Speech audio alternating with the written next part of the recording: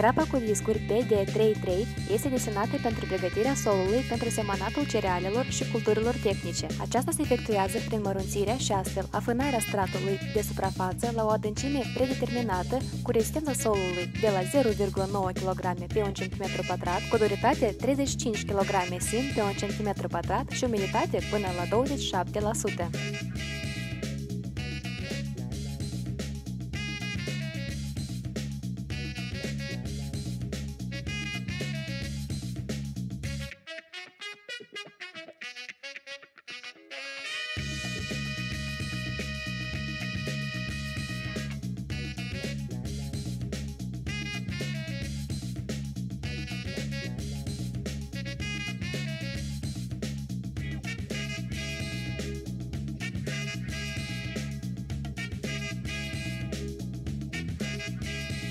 Avantaje constructive.